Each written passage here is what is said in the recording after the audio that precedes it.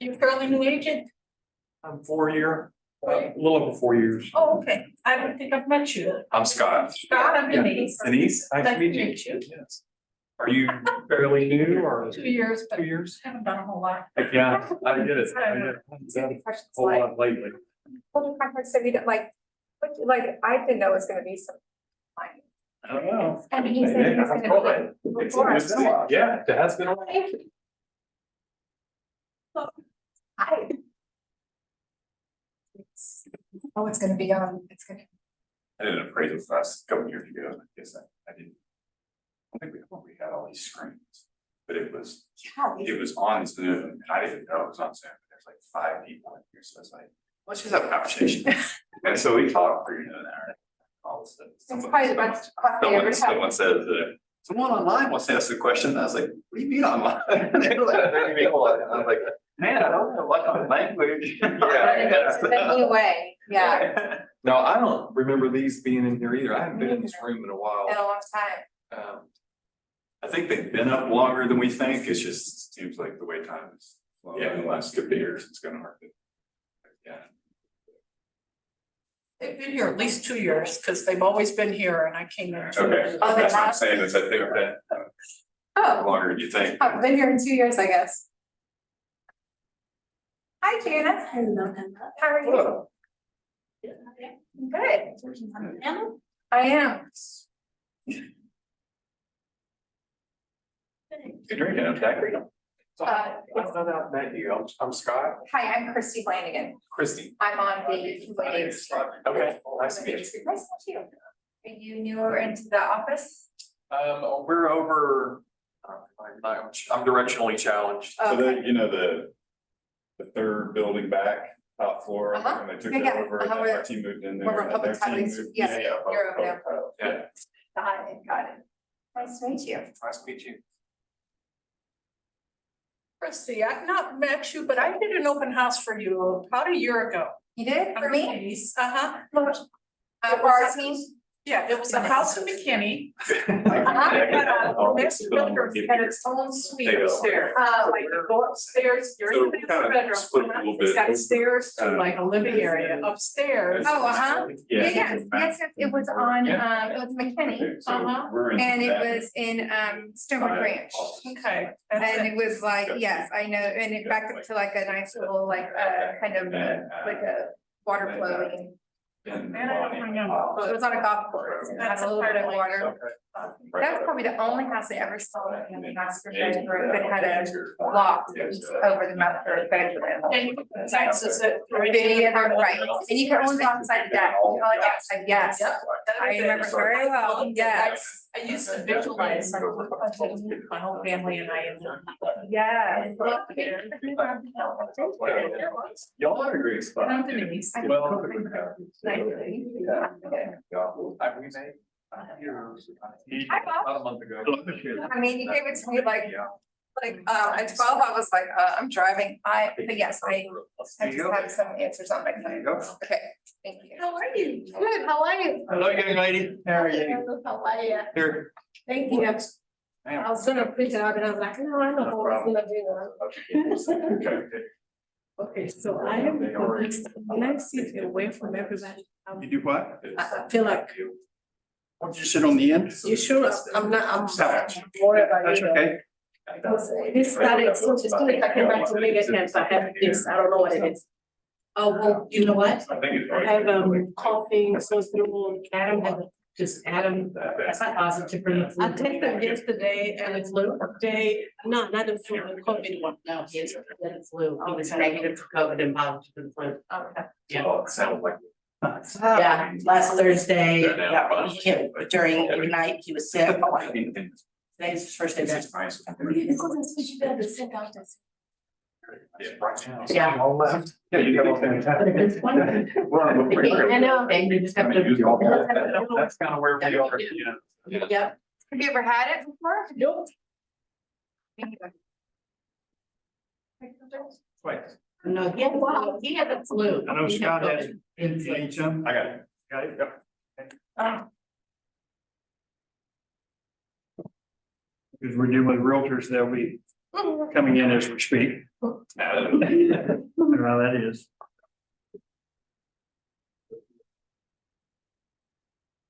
Everybody has a copy of the questions. You got them in the back there? Good. Okay, perfect. I.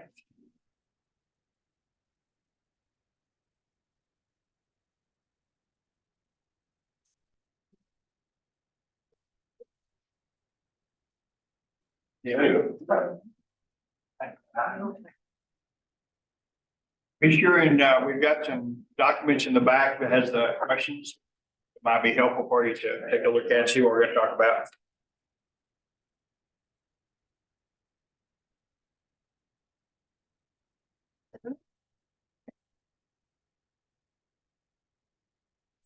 So I'll give a couple of minutes for people to come in before I have the panel introduce themselves. To work through it, and we're very appreciative of them being here. We're waiting on our few remaining realtors, just so that's how we are as realtors. Even some of the people we like the best, just drag them in. Hi, Jenny. Hi, Marcia. Thank you. Hey, you know, I'm here for you, girl. We saved some places on the back row for you. I know how you like that. You and Mike, back row.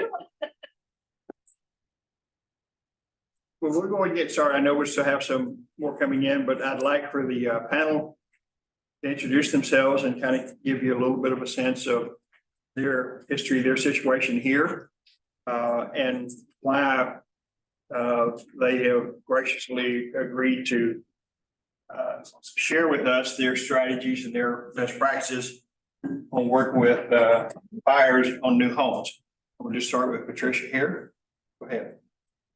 Patricia Miranda, and I've been here since 2018. I've been a realtor since 2017. I've mostly worked with a lot of builders in DFW. Probably 80% of my transaction with builders. So, and Bob asked if I want to be part of the panel. I was like, yeah, of course. I'd like to share the little that I know working with builder in DFW. So I'm glad to be here. I'm Scott. Go ahead. Go ahead, Scott. I'm Scott Seymour. I have been an agent since early 2018, probably, I think it was January 2018. I'm here at this market center and with the Taylors there in the third building. And I'm here because Lance asked me to be here. So I'm here. Well, and to your credit, when I talked to Lance, because we talk to our teams here, and when we have things like this, say, who do you have?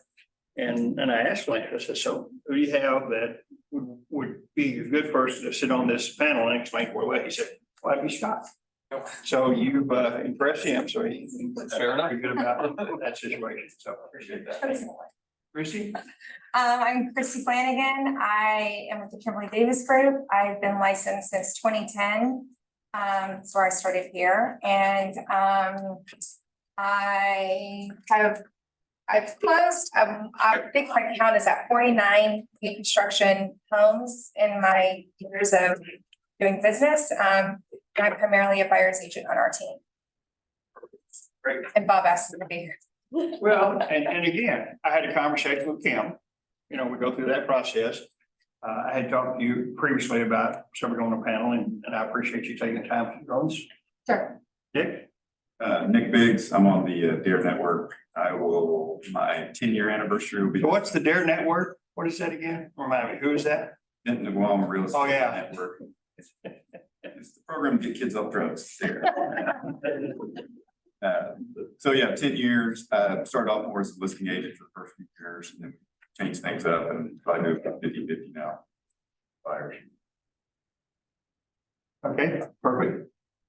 And I'm Bob Baker, and I'm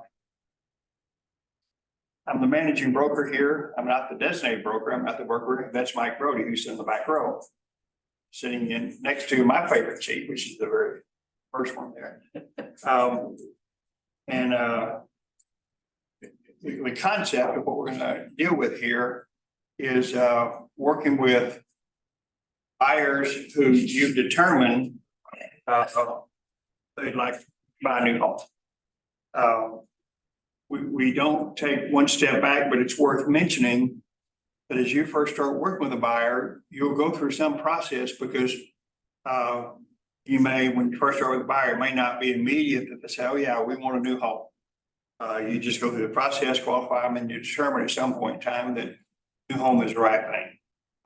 But our focus today is going to be on our panel members and their strategies and best practices of working with buyers who, that's what you're looking for.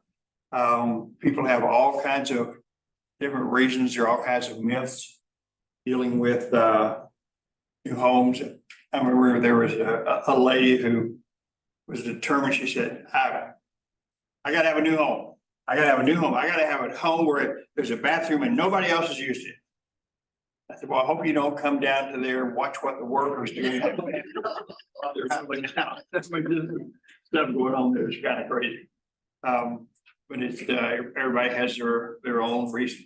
And we're in an interesting market now where the builders like us again. We went through that cycle where they did, and it was a real challenge dealing with them. We're back now, and we'll talk a little bit about, some of what they're doing. One of the things that you should have some sense of, and we'll talk about a little bit as we go through these questions. Working with a buyer and new homes is the riskiest, most challenging transaction we do. It's the hardest one.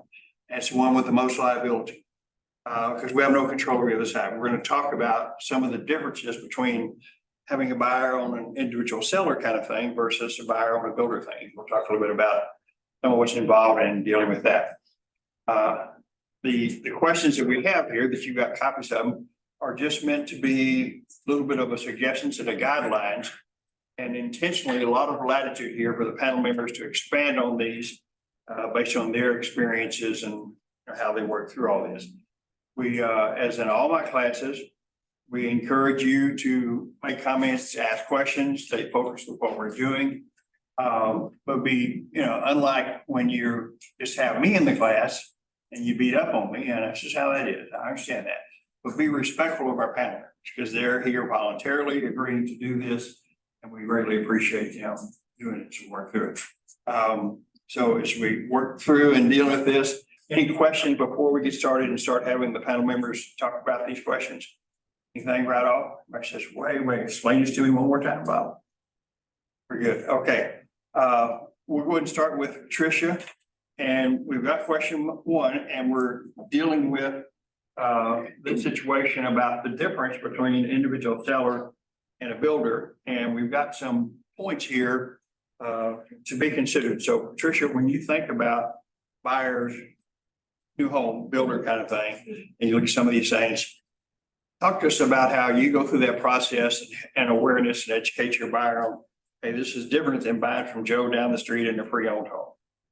So when I meet with the buyer for the first time, what I do, I have a buyer questionnaire that I ask them a bunch of questions. And the reason I do that, because I'm trying to figure out where they are. Number one, are they ready? Because they may come to you and say they're ready. And then once you start asking questions, it's layers. You realize that maybe they're not ready, or maybe they think they are, but it's not there. For instance, I would say, hey, are you leasing right now? And they'll say, yes. When is your lease is gonna be up? And they say in 12 months, I just renew one lease. Then in my mind, I'm like, okay, it's a good buyer, but maybe not now. And then my next question would be, if we find you a house that you like today, are you going to cancel your lease? Do you know what the contract says about the lease? And they may respond like, oh, no, I'm gonna finish my lease. Then in my mind, I know this is someone I'm gonna put in my database for 10 months from now. And then now we're gonna start a questioning like, are you looking for brand new? What are you looking for? Which area? Just by the area, it's gonna give you an idea where they're going to be. Like, for instance, if someone said, I wanna be in Plano and then my budget is gonna be around 400, I know it's not gonna be a brand new house. I already know that, right? So asking a lot of questions ahead of time through my buyer's questionnaire, it's helped me to eliminate or even to help them narrow their research. So that's what I do. And then let's say if we find out, okay, they are ready to build or they are ready to move forward. And now I'm gonna explain to them the difference between brand new house, meaning with a build and resale. For instance, I'll say, well, we're gonna have a lot of incentives and things like that with the builder because they have big packet. Where versus if we're going to go with a resale, it's like you and me selling our home. We don't have, we're presenting what we have. And we're not gonna have like, you have to change this and this and this and this. So I educate them on incentive portion from the builder perspective and from a seller perspective, right? So then now they know, okay, do we wanna build or do we go resell? And then I'll say, well, if we're gonna go resell, when we get an inspection report, we're gonna go for the big ticket, meaning what? Foundation, structure, things like that. Don't go and look for all the little petty things because it's not a brand new house. So once you educate them, they basically know which route they're gonna go if it's a new or resale. So that's what I go through. A lot of education. Mhm.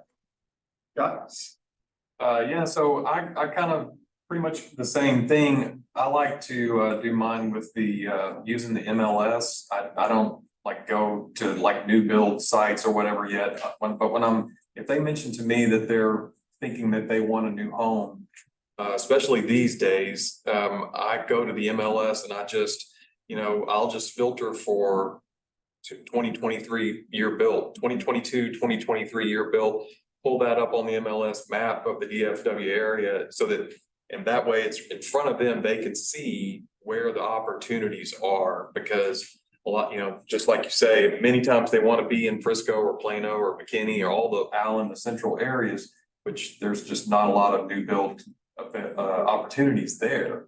And so that way they can kind of see the outlying areas where the more new construction homes are available. And then we can start moving into a conversation of if they're open to that idea.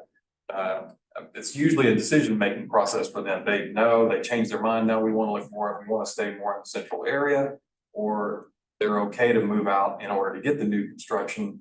And then we can kind of move into a conversation about what builders are out there, what types of homes are out there and what kind of price range, and that kind of thing. And that kind of helps narrow things down for them. good. Chrissy? I basically do the same thing that both of you spoke about. When I meet with a buyer, we have, our first meeting is usually a buyer consultation and I have a buyer presentation. And we look at the same thing like you mentioned on MLS. We're looking at the screen together and we're building based off the criteria, based off our discussion. We have a lengthy discussion on what they're looking for. And honestly, it just really boils down to price point and location. If they tell me they want to build a new home in Frisco at 300,000, and we know that just doesn't really exist, so it's really narrowing down really based off location and price for me. And I do the exact same thing. I pull everything up on MLS instead of going to a lot of new construction sites. And then it's just really explaining if I find out that they do want new construction that is on the table, then we talk about just the differences between the new construction versus the actual selling a home with an existing home, such as incentives, HOAs, are there muds and PIDs? We go into all of that in our consultation, just so that they're familiar with it, not so that they're going to remember every single thing, but I bring all of that to their attention up front, and that also helps them decide which route they want to go. A lot of education. Mhm. Perfect. Nick? I do it a little bit differently. I just usually figure out which builders got the biggest bonuses. And I take There you go. Okay. I'm not a big one. Now, are we through? Are we done? We're on Zoom. You're recorded. Right, exactly. And we'll watch it later. Asking a lot of questions, it's really understanding their situation. And then I think it comes down to the buyer triangle, right? It's like regarding geography and condition or what kind of house it is. And that usually tells me, just like everyone else said, which direction to take them. Also, timing, I think, is important because someone needs to move in something really quick. Depending on what builder inventory looks like, that might not be an option if it's gonna take them 9 months to build. But really just same kind of thing, asking lots of questions and then guiding them through the process. Okay, so looking at these 6 items that I have underneath question 1, which takes us into question 2. When you look at these things, which all address what's going on with the builder, you've got a corporate structure, many different people you're involved with as you work through it. You got the builder, you may have contractors, different builders do that differently. Sometimes you'll actually be dealing with the builder. And many of the larger builders have builders that they address several subdivisions and they're in charge of that. And so you work through that. Their marketing program, we've already mentioned a couple of times incentives. And one of the things that's misunderstood about builders is that builders have different buckets for their money. And they've got a marketing bucket and they've got the commission to the realtors is in a bucket.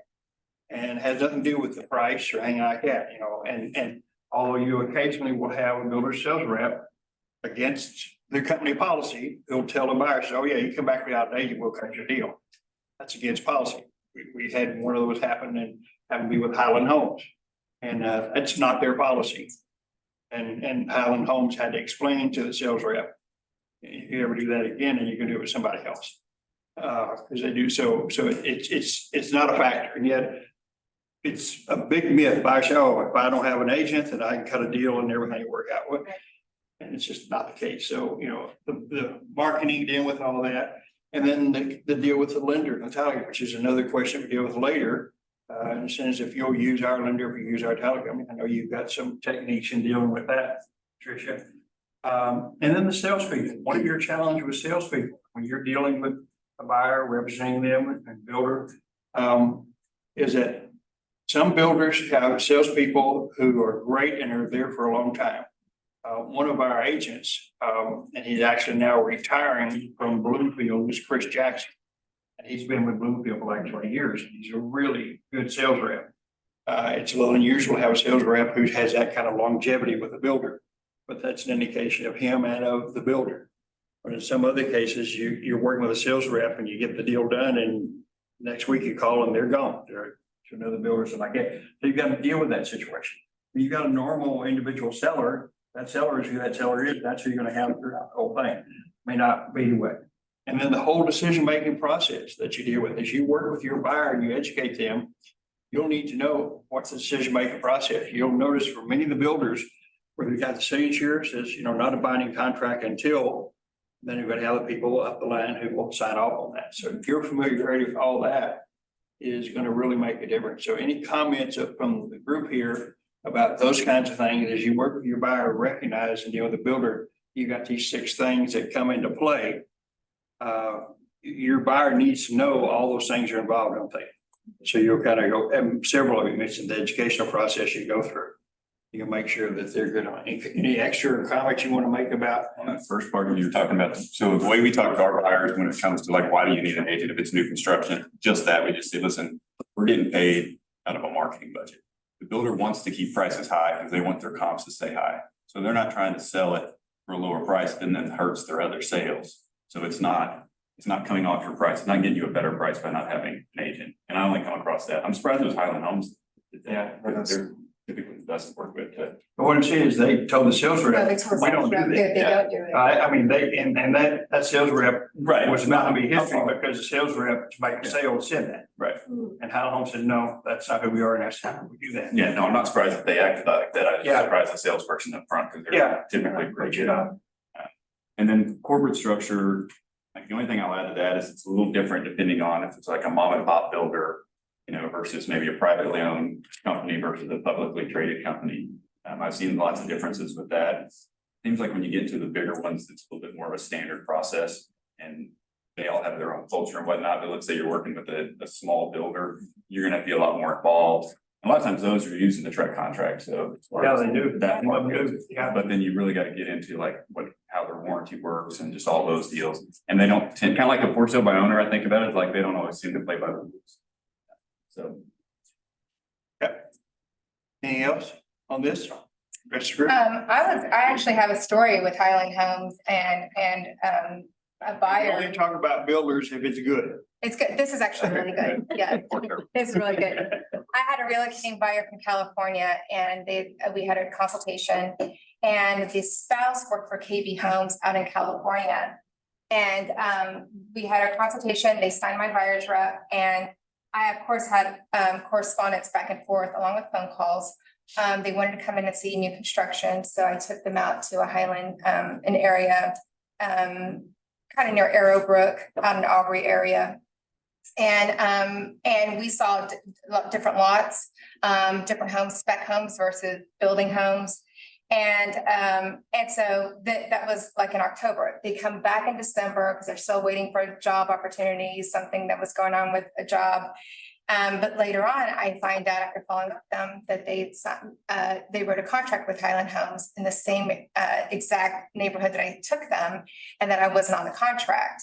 They apparently told Highland Homes that they were not working with an agent, and because they were going to get a better deal, is what the client told me. So I knew that wasn't the case. Highland Homes, if y'all never worked with them, they're a very reputable builder. And I spoke with Scott out there, and I said, I actually spoke with your colleague. They were registered with them, but for some reason it missed that I had registered them with them. And so Highland Homes came out and said, look, either you pay, you'll be the one to have to pay Chrissy's commission, or we can pay it. But either way, you signed a buyer's representation agreement, and it is a legal document here in Texas. So either you can pay her or we'll pay her. Which do you want? But either way, she's not going to get paid, because I showed them all my emails, everything, all the correspondence, and the exact lot that ended up buying is one of them that we had walked through. And so Highland really stood up and they said, actually, we want you to go ahead and pay her, because I wasn't on the contract at the beginning. Yeah, Put me on the contract. that's great. Yeah. And yet, we've talked about that a little bit later in the relationships Mhm. and how important that is. Yes. And understanding it, and you talk about this in your 10 points, there's tips in there, we talk about their reputation, and, so that's good. Anything else? Yes, I would say something too. yes, sir. About Christie's story too is it's super important if you haven't done a lot of new construction. If you have a client that's going to go look somewhere, calling ahead, registering, setting up the appointment, make sure you have established that relationship so that the builder knows that you go on it if they call hand and they didn't tell you in the right contract. Well, and we did. It's just that, how most builders have two people. Sometimes it might be somebody who's the actual sales consultant is off that Wednesday, how they're off Wednesdays and Thursdays. And so they didn't tell them that whatever their process was, but we did that. But anyway, yeah. It And was the other side of this, by the way, is from the builder side, and it's a valid point, is that they need to be protected from agents who really haven't done anything and say, hey, go out to these new homes, and finally, when you find somebody, stick my name on it or whatever, and they've done it. And or they come in after the fact, and the builder says, you really had nothing to do with this, you didn't represent them. And when the builder finds out it's legitimate, like in that case, they'll stand behind you. But so they have a good, position, and it's important. So it's not just a one-sided thing. So that's true. And I will add that it's very important to know the decision maker. Yeah, Because you'll be talking to the salesperson, at least from my experience, I'll be talking to the salesperson and things may go, tendency of going south. And I say, well, who's making the decision? Because they'll tell me corporate, who's corporate? yeah. May I speak to the corporate? Because just you can go a step up, it's not a big issue. And then have a conversation with that person who's gonna make a decision. Then most of the time they try to fix it, especially if you bring them businesses, they'll fix it for you. So don't feel like you have to stop there. You just have to always ask who's gonna make the decision, who's the corporate, can I speak to them? There's a number or there's an email so I can communicate with them. Then once you bring it up, and if you have your fax there and everything, they'll work with you. Okay. And so, and into question 3, and we've kind of already started on that, as you ask them questions, all buyers, you're going to qualify them, both geographically and financially, you're gonna go through the process. So talk about that process, how it's a little bit different, that they're gonna be looking for homes. So look at it geographically and financially. So as we know, we don't take buyers unless if they're qualified, right? Even if they're gonna go with a builder, I'm gonna ask them, have you been through the process? Because they may think they're ready and they have a credit score of 580, so you're not gonna buy now. But in order to eliminate that, I have to make sure I take them through the process. You have a lender. Well, I have 3 lenders that I can suggest to you, so that we can go through the process. Even if they're gonna go with a builder, in my mind, I'm just assuming they are purchasing a house tomorrow. Let's eliminate that. So then I'll take them through the process, introduce them to 3 lenders. They're gonna interview them. Wherever, or even more than that, I'll say, these are my 3. If you have more than that, go and reach out to them, go through the process, and then we're gonna see. So once I have that approval from the lender, telling me, Patricia, this is a serious buyer, then we're gonna now start going around and see, do you wanna go build or do you want to go resell? Why am I doing this? Because when I go to the builder, and this has happened more than once. Again, we're talking good things about builder, but sometimes the lenders, they have this little box they check, and if it doesn't fit that box, they don't approve them. So now I have a backup. Well, they've been approved with an outside lender, and this is the approval letter. So I don't understand why your lender is not approving them. That's giving me leverage in which sense. If there's incentives that they are running around that time, then I'm gonna ask that incentives to be transferred to my buyer because the lender was unable to approve them and they already have an approval. Not the buyer's fault. Yeah, it's not exactly, it's not the buyer fault, and we have that issue with that I brought up to Bob. So once you do that, you already know what is the situation with your buyer. You know, they are solid, they are ready to go. And if on this side they say they are not, then you have something to rely on, right? So that's the reason why I do that. John? Yeah, I would say the same thing. I usually kind of start out by setting expectations with the buyer as far as like, I will kind of go through a little process of informing them about the difference between buying from a builder, what the difference is between buying from a builder and buying a resale or a pre-owned home. And then that leads into a discussion about the pre-approval and the financing, what's going to be offered from a new construction builder typically, and what is what it's going to look like if you have your own lender, and why it's. I highly recommend that you interview both, apply with both, and have all of that in your corner before you move forward. Yeah. Christie? I would say generally, my buyers, before we even go look at builders, if that's what we're gonna be doing, they usually already have a pre-approval with the lender. And I always get that immediately when we're in our buyer consultation. So before we're gonna go out, we usually already have that pre-approval. But generally, most builders now want your buyer to actually apply online, even if you're not gonna use their lender. They generally want them to apply anyway, even though you tell them, my buyer is already qualified with the lender, we still want you to do it. So I will encourage my buyer to go ahead and apply online.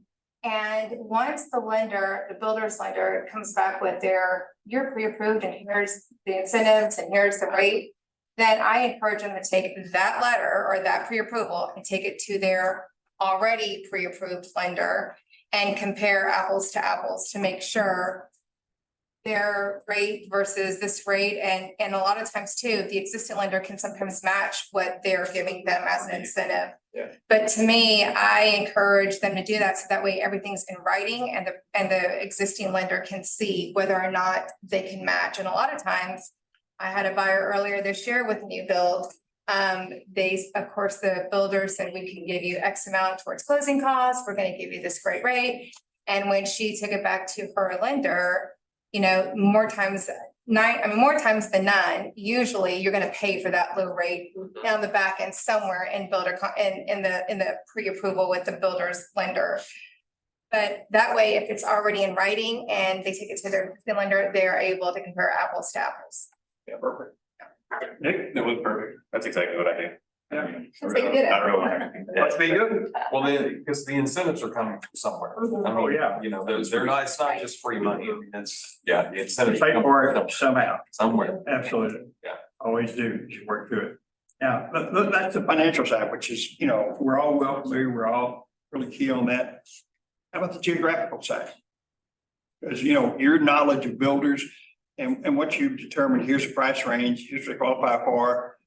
Then your familiarity with builders for those price ranges or whatever becomes important. And there's a little legal side to this, and it's the steering challenge.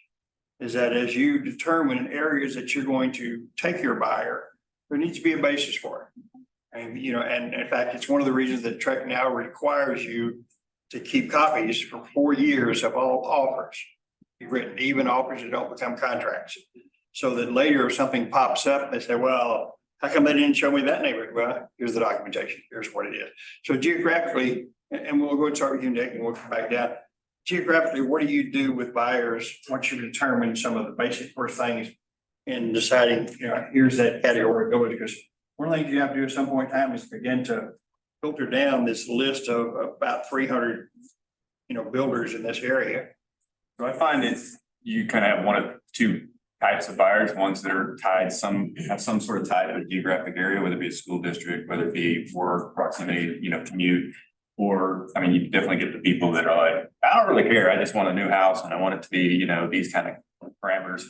So depending on what they tell me, I set up like the search based on that. So if they need to be in Melissa ISD, then there's only so many houses that are in Melissa ISD, so I set it up like that.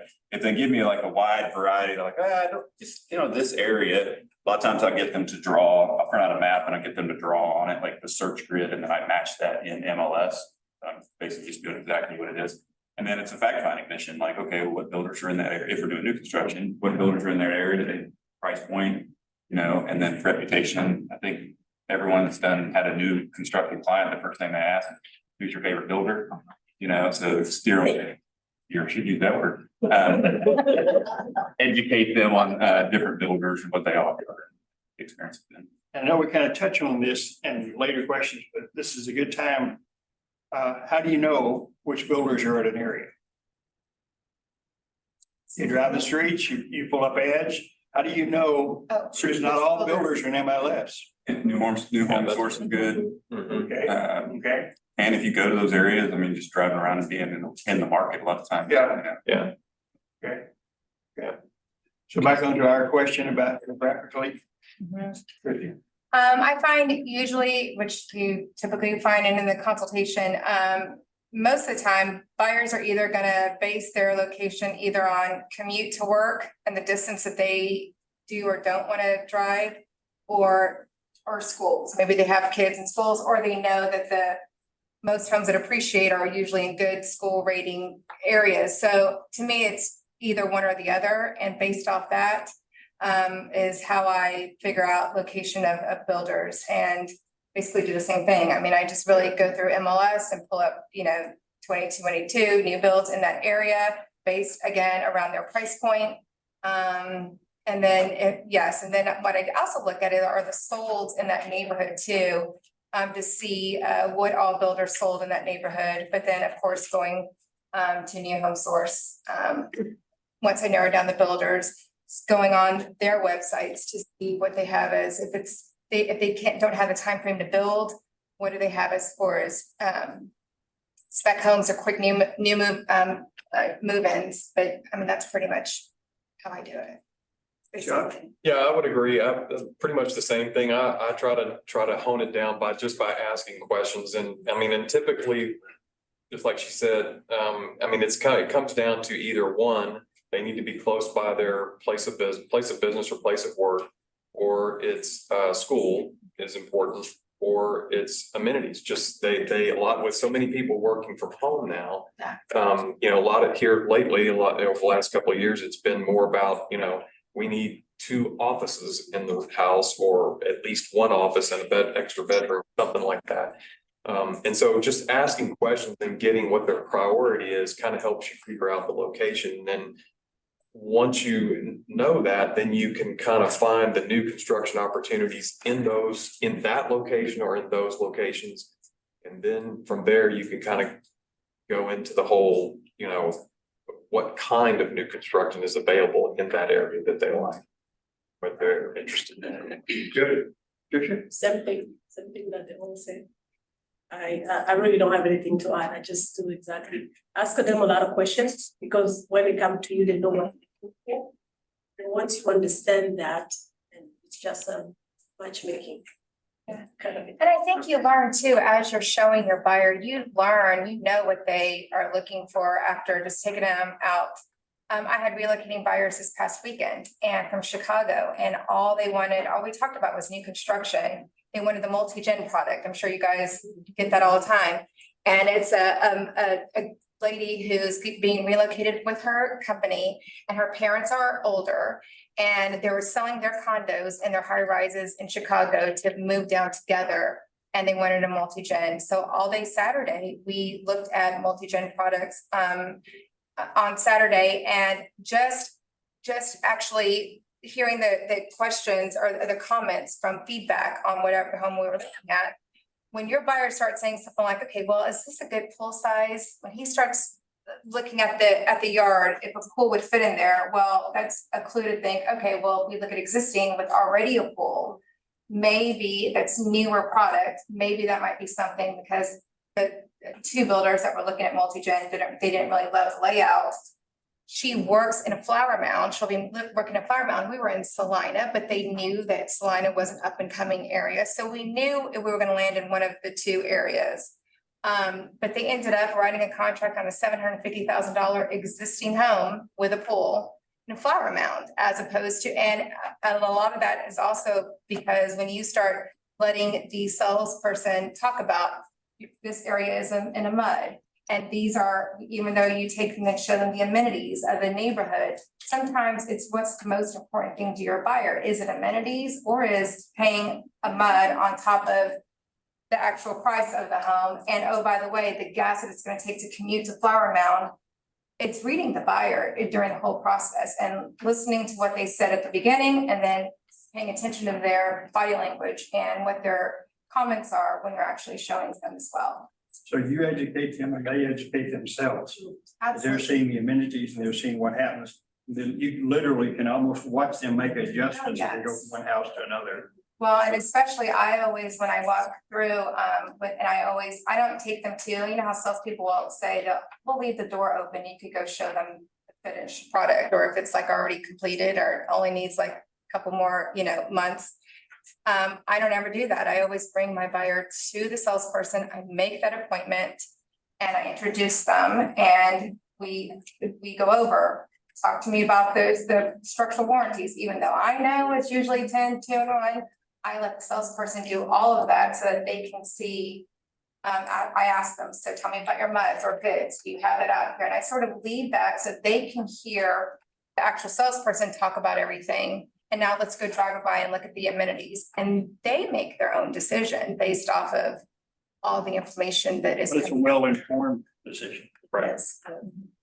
Well, they don't know what they don't know, so what you do, Yeah. you Yeah. lead the salesperson to tell the information that they. Especially coming from different areas with a whole different way of doing things, Yes. different type of properties, different procedures. Yeah, so that education process is significant. Yeah, let's look at question 5. And here, compliment Patricia. And I've got little summaries of the 10 tips that she sent us, and we appreciate her doing that. Each of these things, when you look at a builder situation, and I think one of the things that we're consistently understanding, there's so much more involved in a builder. It's not a casual comment, but this is the most challenging transaction we do. That's probably an understatement. And these are some of the reasons as we go through the process. And your buyer has minimal information, except as they educate themselves, as you educate them, you're the one with the information, you're the one they trust as they work through the process. So let's say if you've got 3 builders that's all comparable areas and so forth, so on. And they're going to be looking to you as to, well, which of these builders is one's a good builder? And so we look at things like this. First thing, reputation. So Patricia, talk to us about the reputation of builders, how we really find that out. Is because the sales rep says, oh yeah, we're a great builder. The more somebody tells me how honest they are, the more I hold on to my wallet. Just how that works. So talk to us about reputation. So reputation, I always look at the line of communication among the salespeople and upper management, for instance, how they handle situation in the past or conflict and things like that with the realtors, salespeople and management. That's gonna show about your reputation. That's number one. Number two is how they handle client, right? If there's something that messed up in the blueprint or whatever, if we start from scratch and there's a mistake that happened, how are they gonna be able to fix it or how they've been able to fix in the past? Those are what, it's a report. You see a report, then you build a reputation based on that. And then thanks to Google, now you can go online and you can read bunch of complaints and things like that and see how they handle that. That's how I'll go with reputation. Someone who has been in business for 6 years, they wanna hold on that. They have 6 years that they're with them versus one who just started like 5 years ago. They could care less if you take them on whatever, complaint or something. So I educate my buyers based on that and I present all that. I say, well, you need all these three. I'm not gonna be the one to tell you who's the good builder or who's the best, but I'll present the facts. Let's pull up, let's see what people say about it. Let's look at the reputation. And then once you advise them, most of the time, they know what they want. And especially if it's a builder who present the same type of product, it's easier for them to go with one who will be more cooperative than someone who will care about either the employees or the clients. So that's the way we look at it. So reputation, both from your experience as you go through it. And one of the few pluses in my mind of the whole online world now is that everybody's very visible. There's a lot of stuff online about everybody out there, including the builders. And so it's a fairly quick, now, you gotta understand not all of it's true. I understand that there's always a challenge here, but you look for that consistency in there. Scott?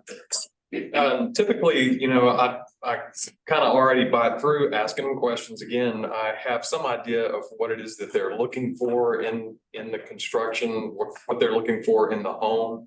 So if we're talking about like a specific community or neighborhood and the builders that are there, I usually just try to present it to my client as the differences in what that builder offers, each builder offers. So for example, I try not to ever speak negatively about any builder, but just by knowing the kind of product that they and their systems for producing that product, I'm able to kind of set expectations again for the buyer and let them know, look, just with this builder, you need to be aware that they don't make a lot of custom changes or whatever. What you see is what you get. You may get, you might get, options to choose flooring and paint.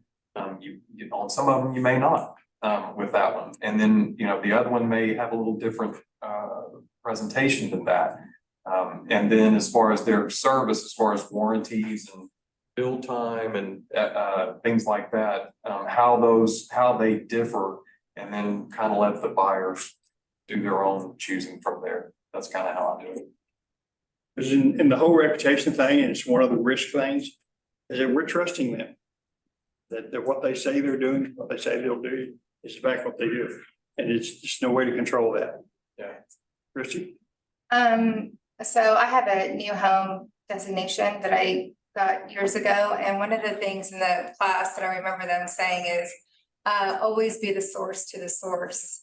When it comes to, when I was when I got my designation, meaning that,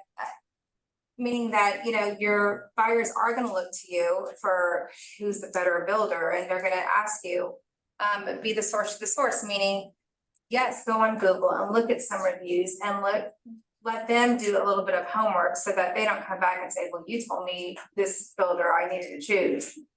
So I've always remembered that. And then two, I can speak on 13 years of experience. I think, like I said, 49 or 48 new home sales that I closed. I can speak on what my buyers have found. And I also share, we have a great community on our Facebook page. If you guys aren't on there looking at, some agent might say, what is your experience with History Maker? What is your experience with D.R. Horton? We have such a great family community. If you're not reading our Facebook page and really paying attention to some of that, agents are so willing to just jump in and share stories like what we're talking about today, that you also can share stories with your clients if you don't have a 13 years or 10 years or whatever experience. I think that's a good resource also. Nick? Yeah, I agree with that. everything we said in the last piece was that just if you're doing a build with someone you haven't heard of and you can't find a lot of information or get a lot of warm fuzzies, like go to other agents and you'll get plenty of stories.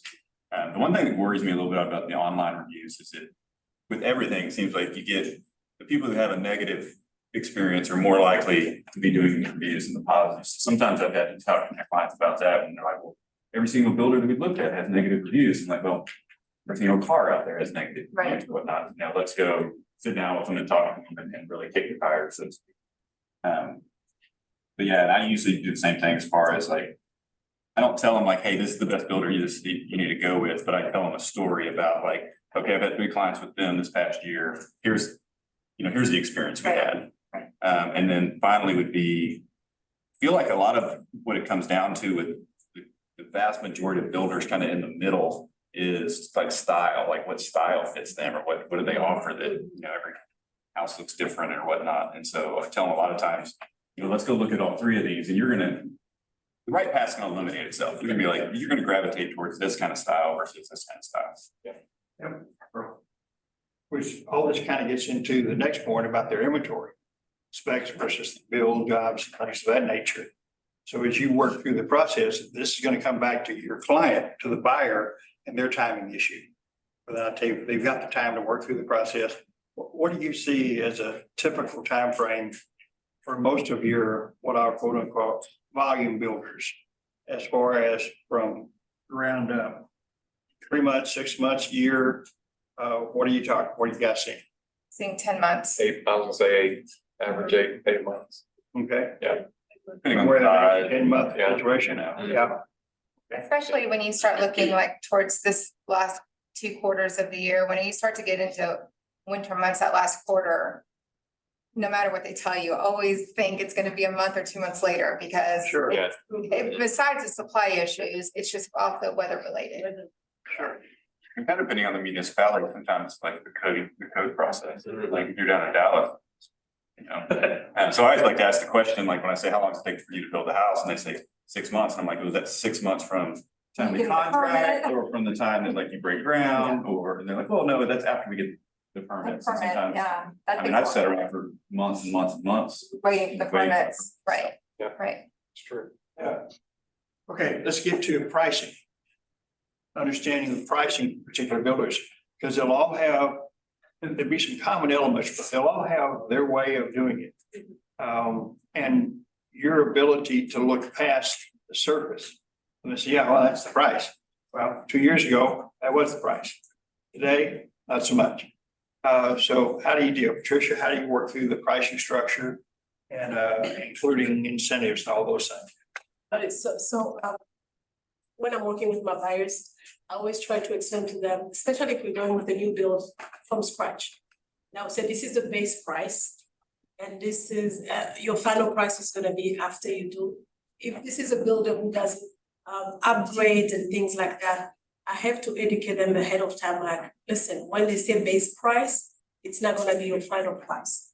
The base price is just the base, but then when we're gonna do some upgrade, flooring, whatever, backsplash or cabinet, the price is gonna be different. Just keep in mind that you can have something between $40,000 to $60,000 more, depending on the builder, that we're gonna end up with. So once they know that, it's easier. If you're approved for 700 and your base price already is at 630, it may or may not work. You know what I mean? So I explain to them like, whereas if I have the low end builder who everything is included, I also explain to them the process. Like, well, if they say this is the price, then that's gonna be your final price because it comes and says everything is included.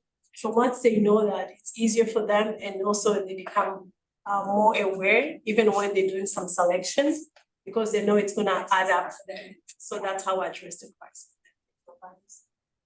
John? I would agree, yeah, I would agree with everything there. The only thing I would add that I do personally a lot of times is if I know the sales rep for that builder that they're wanting to see, and I have the luxury of being able to check with them ahead of time, then I'll usually call them and just ask them what their current situation is with all of that on timing, pricing, any potential negotiations, all those kind of things.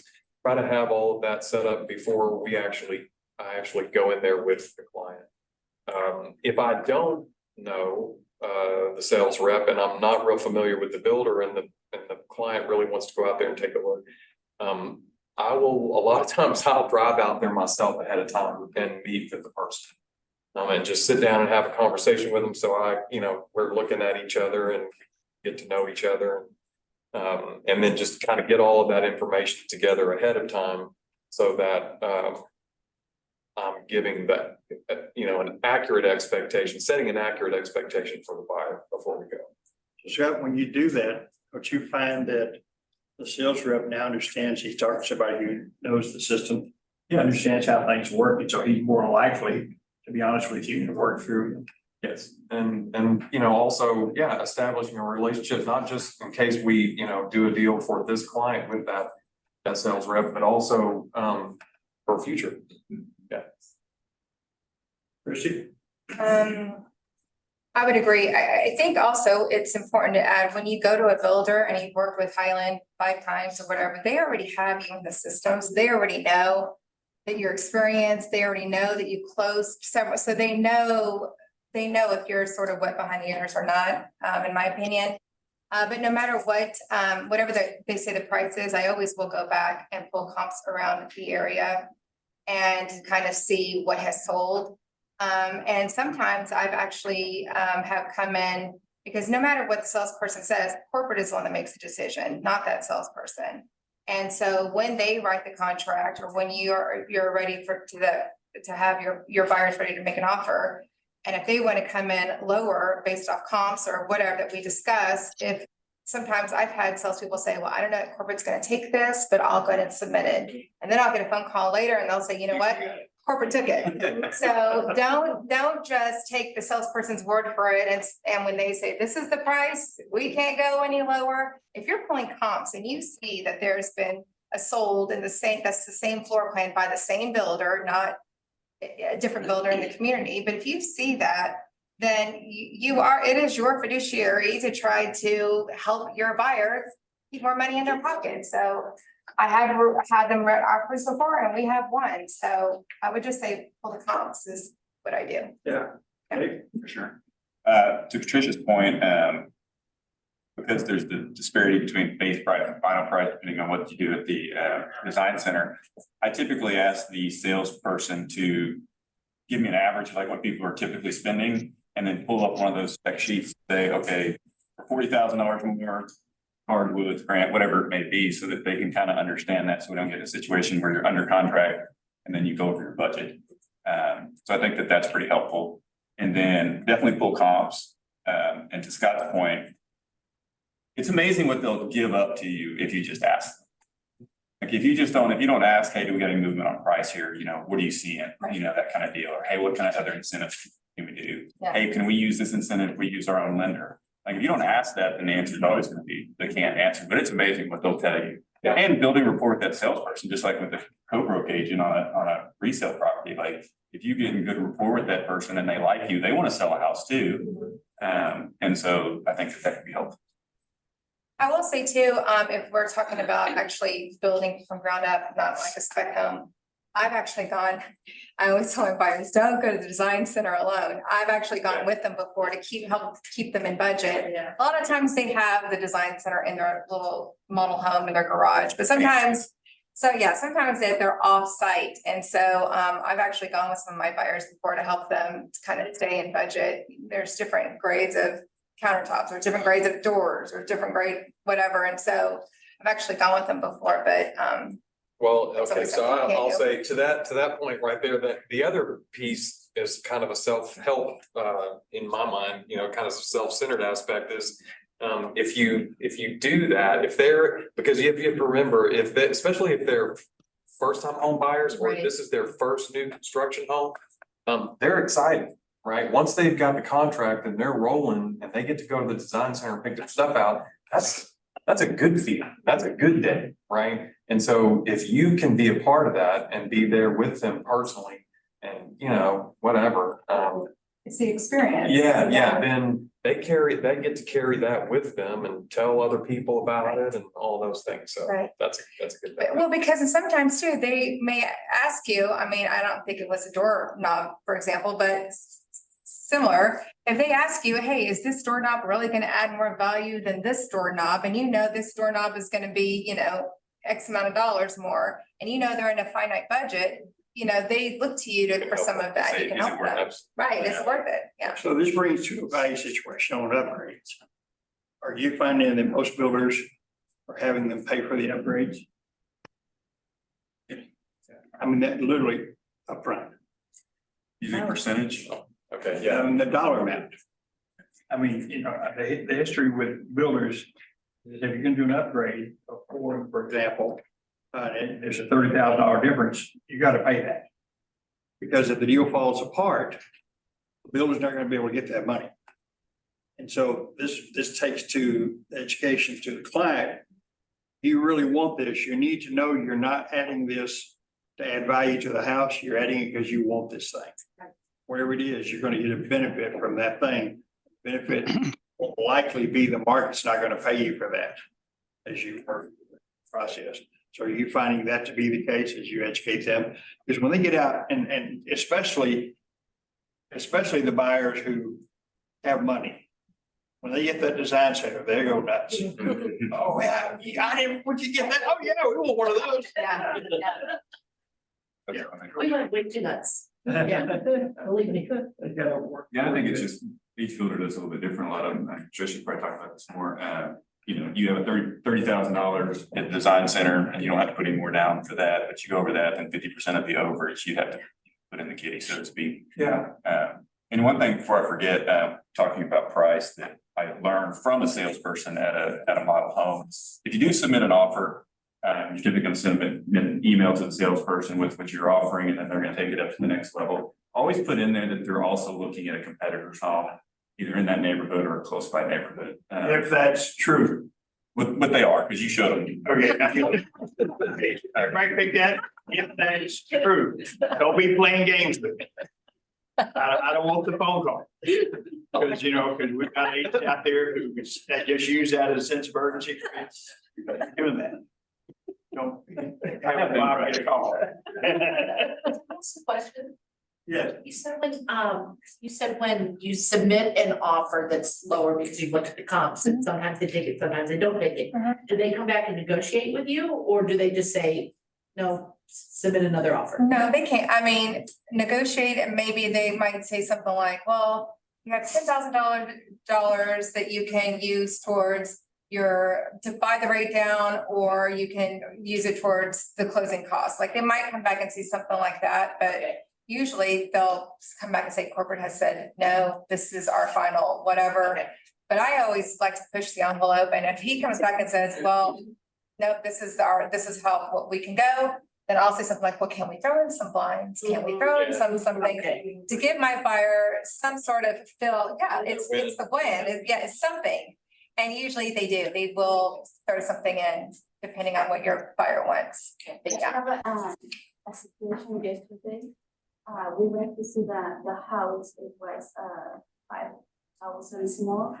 And I talked to my buyer and she said, I want that house, can you submit the offer? I said, we have a limit to it.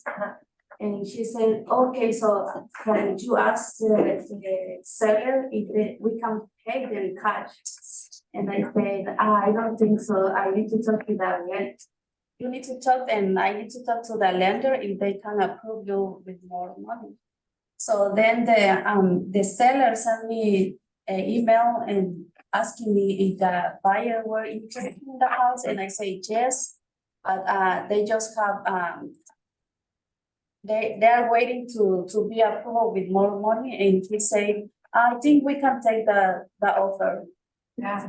Okay, so sometimes they tell you, but I was thinking in the situation that so he said that maybe his broker can take the money, and we submit another application to the lender to ask for more money. So now I'm waiting for the lender in, I don't know, Also think about just in any kind of supply demand, whatever environment you're in, like if they're sitting on inventory, you're gonna have more leverage. And Yeah. I mean, let's take 2021, just like, and forget about it. Yeah. Well, look at the days on the market in the neighborhood too, Yeah. you know, because that also is an indicator of how long has the house been sitting. this Saturday, they just opened the house, it's a new building. So I was thinking why they could accept that offer with a lower 5,000 less. Is this a new construction or is It's this, a construction. maybe there must be But it's other, complete, like it's. That is inventory. complete. Yeah. so they might have had other builders around them. It might be a newer community where they've got so much competition around them, perhaps. Yeah, they have. That's probably what it is. You know what to say. On a complete house, remember, the meter is running Yeah. Interesting. every day. Yeah. It costs money. Yeah, and also, it also matters too, when you take your buyer in and they look at the plot of the neighborhood. Some builders want to sell a property and are willing to take a little bit less if it backs up to a major road, or if it backs up to power lines, or it backs up to something. That hurts the resale value for your buyer if they ever wanted to sell it later, and that salesperson knows that, right? So there's probably a little bit of a reason why they might do something like that. Yeah, just the buyer, then she sent me another email, then she said, I found another house that is new build. And it is 2.5, so it's less than this, and I was, okay, we wanna wait for the lender, how much they can approach you. And then we wanna look for the house. So you got to go through a real qualifying and education process with your buyer. Yes. Is there walking? Approval letter. Yeah. As they're going through this process, you know, one of the challenges, and you do this right up front, when you qualify a buyer and go through the process. If you have a buyer who's gonna be able to pull the trigger, make a decision. If not, there's always a better house around the corner. They'll never buy it. I mean, because there always is another better house around the corner. And so you gotta educate them, go through that process and help them make that decision, because some buyers, I mean, they struggle with that to the degree where they can never make a decision. They say, well, can you believe, you know, we bought this one, oh, look at that other we could have bought, you know, just. So your education, qualifying, going through the process, really getting a better sense of where they are, so you can educate them a little bit more as they work through the process. I mean, you know, they're obviously still going through and analyzing, evaluating, looking at different properties in comparison to, which is a good process, but you need to be the one in control of that. Makes sense? Yes. And also the fiscal year, maybe it's the end of the fiscal year. Yeah. They wanna go and reduce the That's price, true. they wanna just, October. you know, And for most builders, not all, the third quarter. Yeah. The third quarter is their key quarter. Yeah. Because they're getting ready to roll everything into the next year. So they like to get rid of things in that third quarter. True. That's very good. Now, let's talk about, you would have done some of this with qualifying process. And that's understanding, you know, the timeline for construction, the process. You got the spec homes, and as was pointed out earlier, some spec homes are almost complete. But it still might be another month or two, and if you another month or two this time of year, you get some challenges. But if they've got a construction issue, different builders, different timelines, we already talked about maybe 8 to 10 months, something like that. How do you make sure you've got that information so you can educate your buyer on timelines? For construction, not a spec home, but construction. You just use those general timelines to work with your buyer and help them understand, or you really look a little tighter on your buyer's needs? Because they're somewhere right now.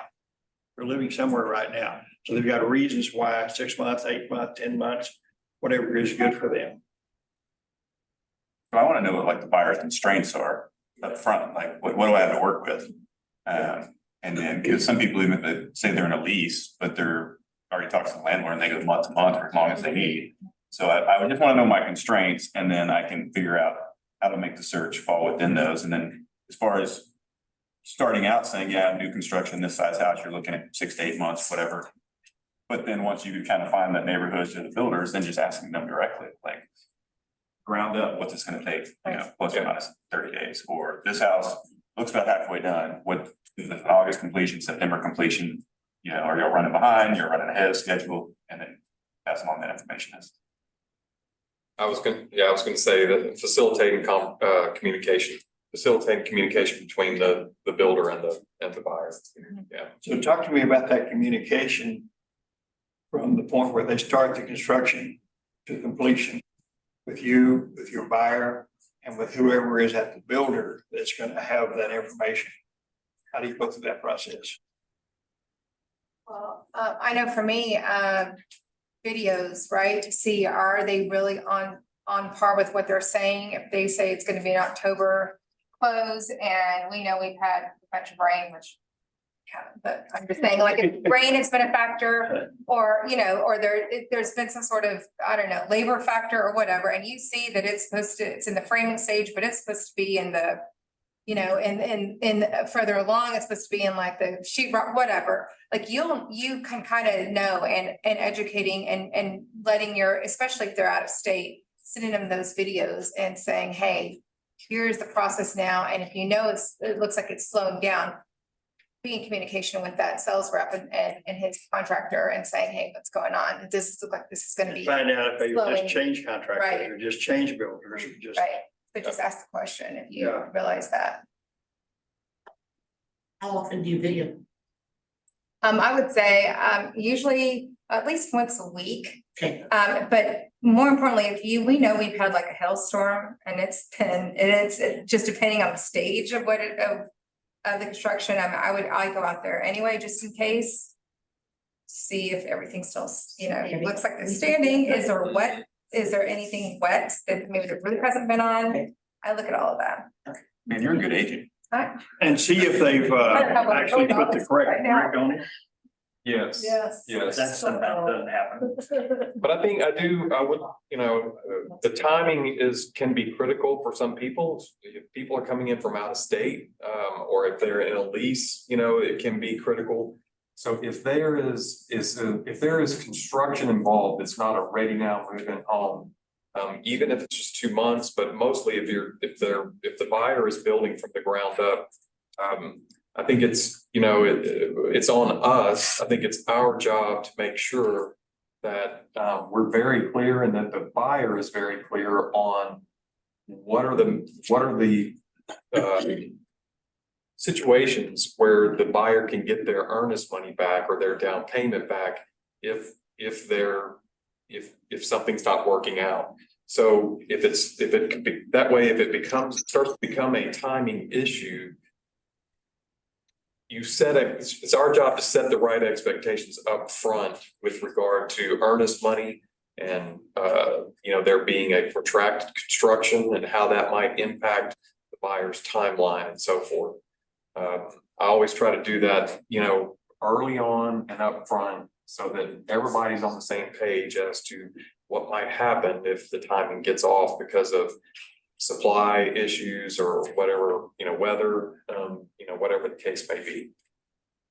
I think it gets difficult, just the way their contracts are written. You know what I'm saying? Like, you get Yeah. a lot of like, oh, well, if it goes really wrong, we can give you your money back, but it's not contractually like that. Well, but you know, Yeah, because they contractually, don't no. put a date on it, they'll Yeah. put like a little. Well, and that's where you have to have, I think you have to have a relationship with the sales rep, and because a lot of them, you know, I've had them tell me, I had some First Texas builders tell me, you know, once they write that check, that money is ours. Oh, yeah. You know, it's never going back to them. At least they tell us up front, right? Yeah. And so then, in all fairness, some builders treat the deposit as a profit. That's part of their profit. Yes. I mean, and it will never go back. That's locked in. That's a profit center for them. But so as you work through this and deal with these kinds of challenges, and it's another one of these points in here, but the documentation is really important because we understand the concept. If it's the builder's contract, we can't comment on it. We can't interpret it. We can't advise on it. But our client needs to be able to rely on our sets of experiences to help them go through it. We just can't look at those clauses and say, well, legally, here's what it says. Now, we're better now 2 years ago. I mean, we had contracts that basically said, because prices were increasing so much. Yeah. You know, here's the new price, and if you don't want it, here's your money back, have a nice day. Right. And it was in the contract. So, you know, and it's one of those things, and if there's something in the contract that bites our client, they can look to us in spite of the fact we explain to them, you know what, it's legal advice here, cannot interpret it. I can't advise you on what it says, and you can't. And it's not just a CYA thing, it's a bad service to the client. Because we really don't understand all what they can do. So asking for a friend, can you say, if they have a question about a paragraph? Typically what I do is I ask the salesperson to explain that paragraph to them, like, what does this mean? And if you've got a good relationship with the salesperson, you feel good about the salesperson, so you'll get the salesperson to explain it. You'll always say to your client, says, you know, that's what he says. And I still think, you know, have an attorney take a look at it, particularly in higher price homes, you know, when you're $750,000 and plus. They need to know for a fact, especially some that are legal issues that deals with the deposits, that deals with, you know, the financing, deals with the requirements, deals with the rights of the builder. Because there's some federal requirements like installation that really have to be taken care of, or there's some serious penalties to it. And they need to know how that can impact on everything else. So as you're going through and doing exactly the right thing, establishing a relationship with a sales rep and getting them to explain it, that's the source of the source. You know, it's not you saying, well, here's what this means. No, but Salesperson say everything. You're listening to make But sure you remember- say. we don't know anything, Mhm. right? You know nothing. Yeah, it's always comes from somewhere else as you kind of work through that. Yeah, talk about warranties. Tell me about the warranties. Tricia, talk So about I warranties. was gonna add. Oh, go ahead. to that, yeah. Please. Like when you're talking about timing and all that, I've had situations where I have a client that the house is taking longer and longer to be done, but then once you have that relationship with the salesperson, I ask a question, I was like, do you have another same floor plan that is ready, who's gonna cancel, so we can transfer them into that? And that also is an option, and it came out a couple weeks later, they call me like, hey, there's a house that is gonna cancel. Same floor plan as theirs, same neighborhood, do you want to look at it, same price? And we were able, because she was gonna have a baby and she wanted to have a baby in her house, and all this was not gonna happen, and she was very frustrated. We're able to move her into the new floor plan. But if you don't ask a question, or you assume that, oh, this is done, no, then you may not know. It's I always say, I wanna just ask, even if I look down, I'm gonna ask the question and then just let them tell you if it's a yes or no. But that's especially when it comes to timing, and now we have the leverage, right? Because houses are sitting there for longer than it used to, so it's easier to do all that, but it comes when you know that. And they like us. And they like us again. Yeah, so that's what I was. We're still the same people we always were, but now we're likable. Yeah, so warranty. Warranty, talk to me about warranties, the follow up and how important that is. Yes, when I take my buyers to sales rep, I always ask a question about warranty, even though I know, I ask, can you explain what is covered, how long, and what is entailed? And how are they going to go And about what's it? not covered. And what is not covered? Yeah, because it says structure, what is structure? Yeah. What is covered structure? So I will let them explain, and then I will lead with questions, because these are buyers. Maybe it's the first time for them to buy the house.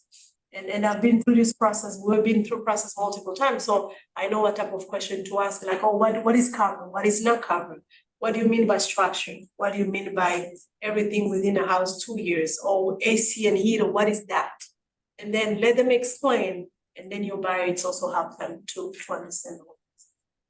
Yeah, so that's how How I do you feel don't. good about follow-up service, how they're gonna service the warranty? Where are you getting that information? Follow-up survey, they'll give to them at closing. Closing, they'll give them all the, and most of the time I'm at closing, if I'm not there, someone in my office is at closing. We make sure they have all the warranty that is given, because it's a third party, so they're gonna have to register. And we have a little thing in my office where we're gonna send them a reminder, hey, it's time to go and register for the third party warranty for the foundation or structure, whatever the warranty is. And I also give them example or story that I heard from past clients, how it was submitted, even though I know how it's submitted, but I don't want to be the one submitting the warranty. Yeah. So I just say, this is what I heard, and the salesperson, I put them in there, so they're also in a conversation where we know where the warranty is submitted, because sometimes they don't know, and you don't want, just after closing, that's it, goodbye. Want to follow up and know, they know where to submit it, how long they have a year to do everything within the house. They have 10 years based on what the salesperson said, not based on Patricia said.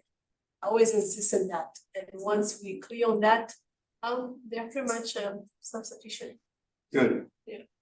Chuck, warranties. I would just add to that, what she said, I think that everything she said is 100% accurate. But once again, I would just like she was saying is it's all about setting expectations. And so, yes, what is covered, but also who is going to be administering.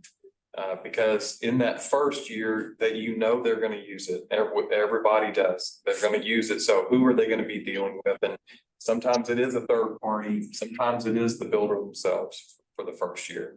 And so, setting the expectations for the client, and I usually just talk to the salesperson about that, who is going to be administering the warranty Literally, work? who do they call? And Yes, how's who it do they happen? call? What does that process look like? Is it an online, they go online, do they call, especially the first year when they're finding all the little things? What does that look like? And that way, the buyer is fully aware, before closing that, what the expectations are, what they can expect.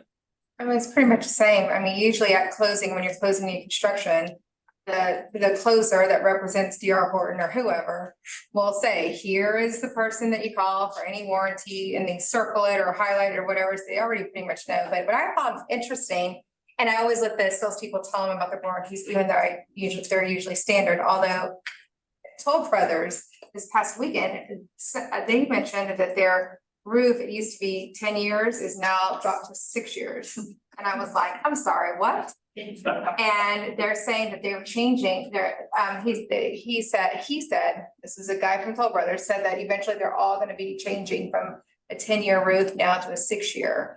It just hasn't hit Is all it the manufacturer's builders. warranty or the builder warranty?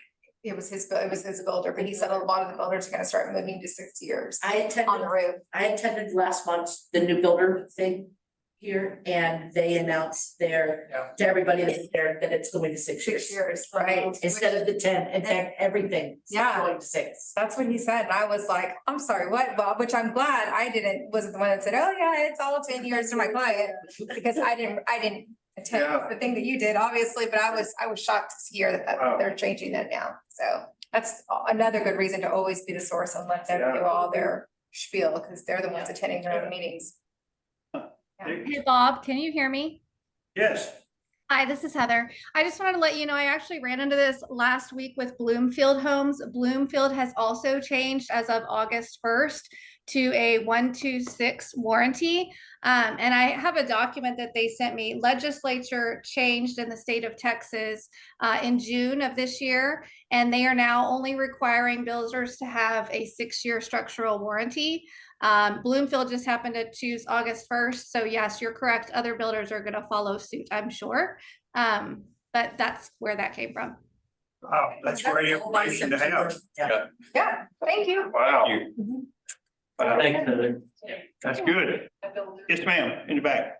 You know what, is it cheaper for them to cut costs that way by minimizing the? Well, if this was an act of the legislatures, which is what I'm hearing, this was as a result of the builders lobbying with the legislature to change some of their costs. I mean, if they've got a 6-year warranty as opposed to 10 years, it's gonna be less expensive.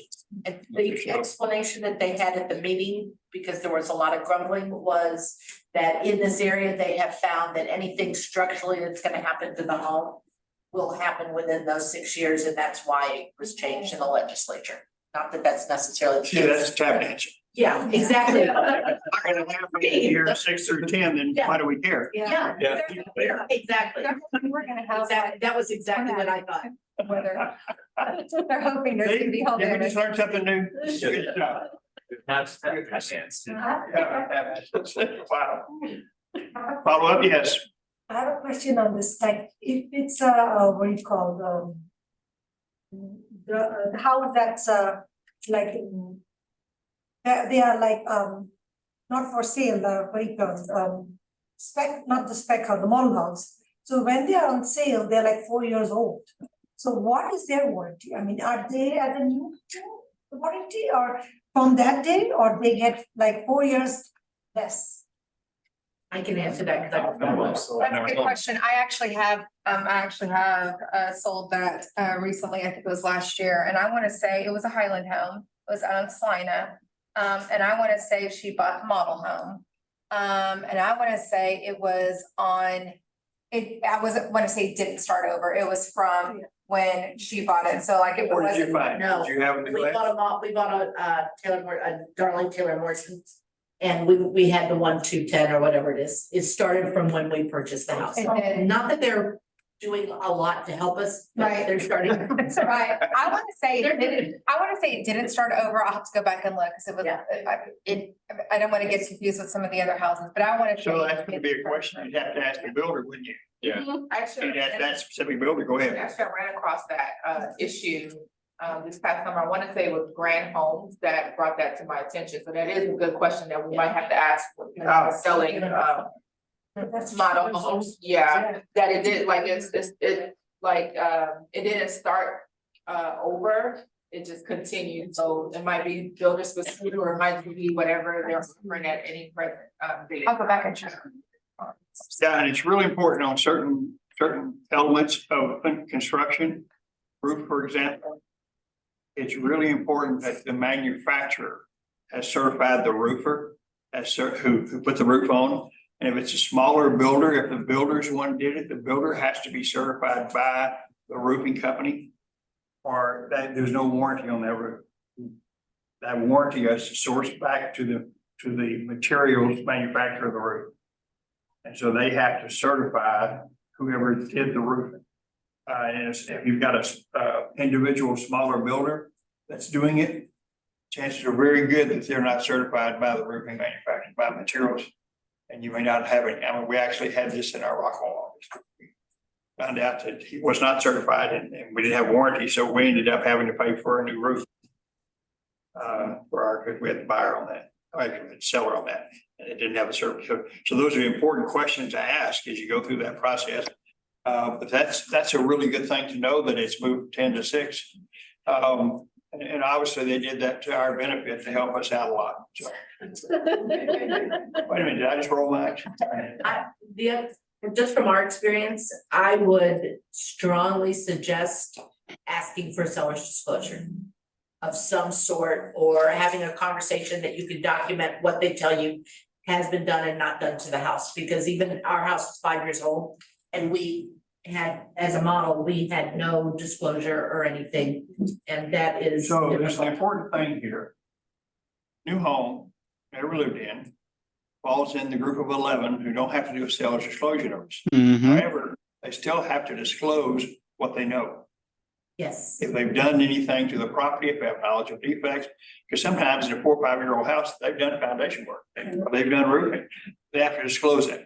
Even though they did not have to complete the seller disclosure notice, they just say, here's what we know. So so you want to ask for that. Yeah. They probably don't know that they have to do that. Right, So you want to make and sure. I that didn't you- know that they Yeah, go through that was process. longer. Well, Absolutely. and usually on the model home, they have to usually, of course, convert the garage back to an actual garage. So we knew that they were gonna take out some of the shrubbery in front of the garage, like they did disclose what they were gonna be doing and what had been done to it, I'm sure. Yeah, no, ours was on a row of model homes, so we Oh. didn't have the sales office. Oh, okay. We actually had- Okay. Yeah. Yeah. Yeah, so all they had to do is put the apron of the driveway in, Got it, which okay. took 3 months, but So we kind of have already talked about financing choices. Is everybody comfortable with what you do? Make sure your buyer gets pre-qualified so you can have them apples to apples, so do that. Same thing with asking questions about what's negotiable. Don't presume that everything's negotiable. We did some negotiating panel classes last month, worked through that process. And all the negotiation concepts apply to this. Because don't presume that whatever they say is the case. So don't hand over to them the negotiating leverage. make sure you keep it, make sure your buyer's got it. Bob, can I ask one question? Sure. On the, Another one?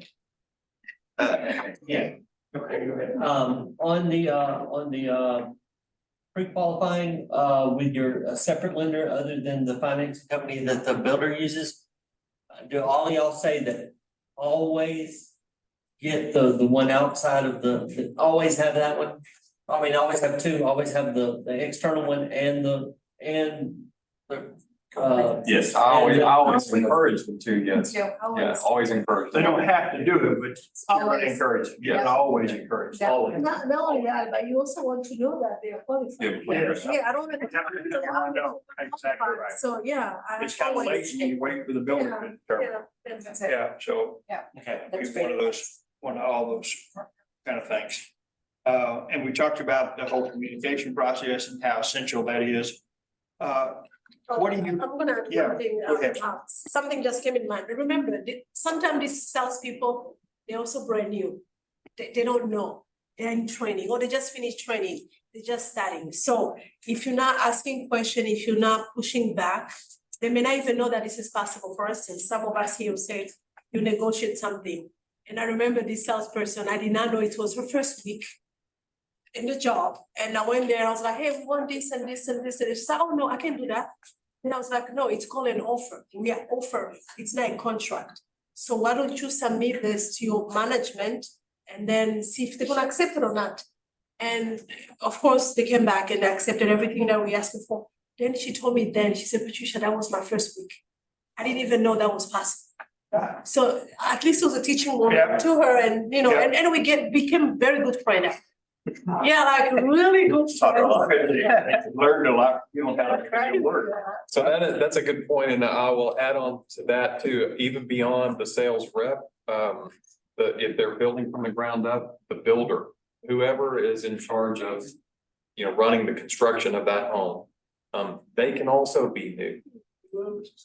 I can tell you that from experience, with Highland, and I have a lot of experience with Highland. I'm very familiar with their process, typically what they do and what they don't do. And so that was a long 9 months, because the person was new and so you wanna, like you say, once a week video kind of thing, you wanna have a relationship with that building supervisor or whatever that's running all of that. Contractor, and staying in regular contact with them and. And a lot of times they'll do it for you. A lot of times they'll say, you know, if you ask, are you guys gonna be doing updated videos a week or weekly? They might say they might do it every other week or once a month, but then you know that you could go in and jump in and still fill in the time that they're not gonna do it, but leverage the contractor, because a lot of times they do it. Patricia, you said that an offer versus the contract, do you use their, obviously you don't use their sales or? No, it's theirs actually. You use theirs? Yeah, it's theirs. Okay. I was telling her, I was just trying to make her understand, like, it's not a contract until both parties are. Okay, in agreement. got it. So my buyers are just offering this and this and this. Can you, because she was like, no, I can't do that. Okay. I was like, yes, you can. And sometimes they'll even say, oh, I can't send that up. Yeah. And you're like, well, yeah.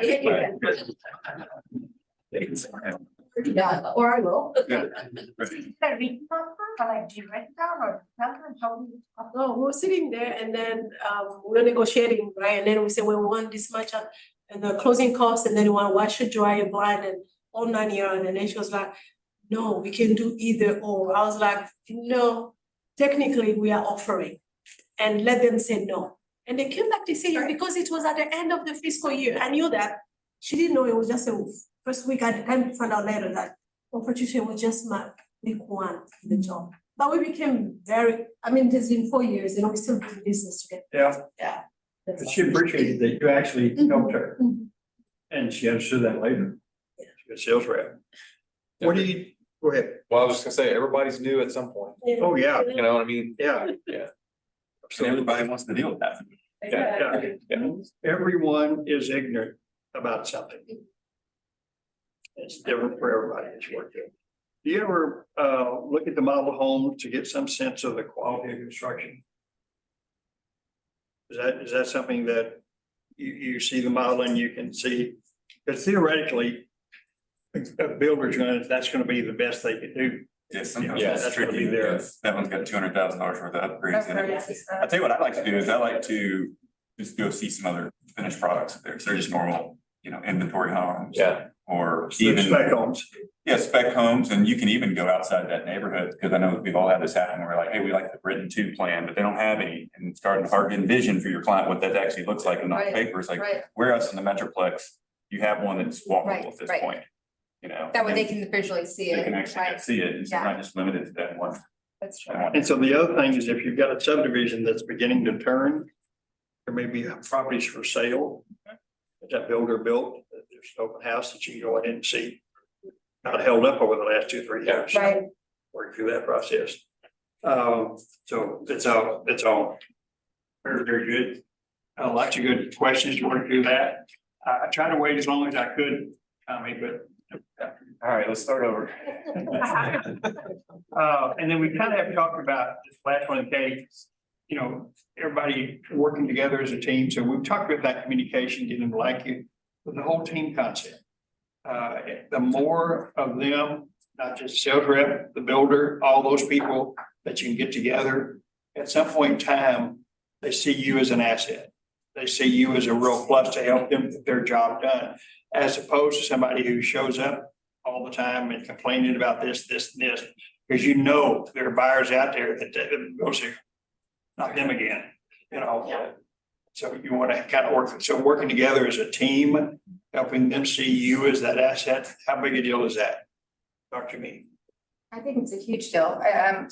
Going back to our clients this weekend, we actually set the appointment with Nick at 12 o'clock. At 12 o'clock with the builder. So when my clients came in from out of state, we met here first. Showed them all the territory of what we were gonna set the expectation of what we were seeing Saturday. Did we still want to go to Royce City on Sunday, or did we want to focus on Flower Mound, Tarrant County area? Like, got all that understood, and we set the appointment with Nick. But I could tell you that was a couple days prior to, so I can guarantee you Nick he already gave him my information. Probably already knew that I've sold new construction for a while. So when we actually met with the builder, he already sort of knew me. We had already had conversation. We had texts, we had emails back and forth. So when we came, it wasn't a surprise, and he knew what we were looking at. So I think it's a huge deal to do that. You feel like you were part of the team, and you felt like he was part of the team. Even though we didn't go into business, but Sure. yes. I mean, I think it's huge to do that. I would just say Bob, you mentioned that, the buyers that, the builder sees coming and they're all just like, oh my God, here they come. So if I have a sense from the buyer as to, what their personality profile is that may be quirky or sharp angles at all, we all have them. So and so if I feel like that's going to be a challenge in some way, a lot of times when I'll meet with the sales rep ahead of time, before I introduce them, and just let them know that, look, this is, just so you know, these are the things that are important to this person. This is where they're going to be a stickler. And so, just be aware. Just work with it. Just be aware. Like Yeah. rep. They usually appreciate that. And Yeah. So. Sharp corners, I like that. Sharp corners. Very nice. Yeah, high maintenance. Yeah. There's a phrase, sometimes I apply it to some of my agents. BWI.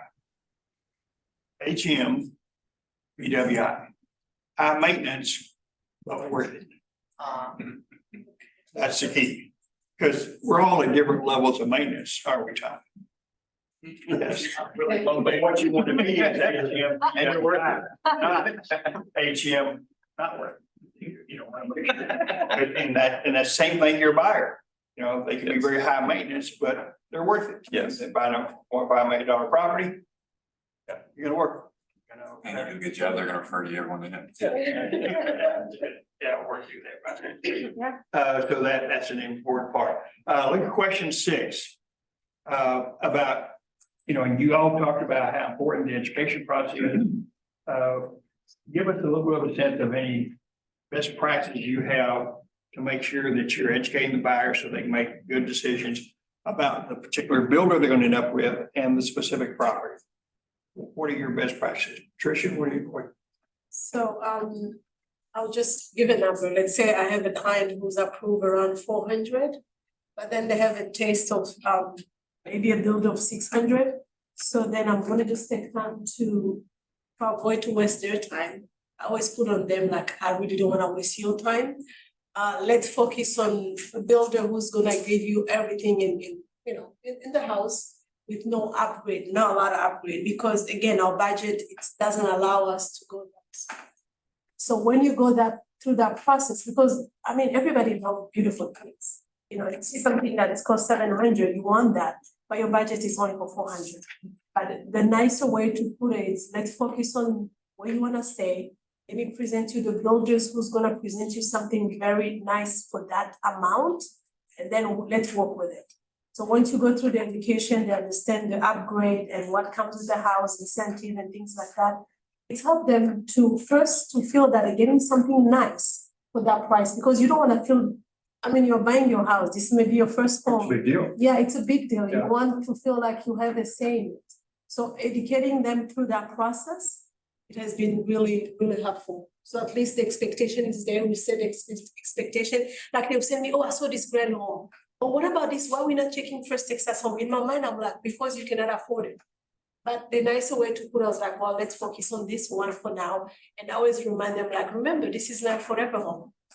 Well, this feels good about the builder they've chosen and the reasons why. Yeah. Scott? Yeah, I would just kind of say the same thing. I would just lay out for the client what that builder offers. This is the product type that they offer.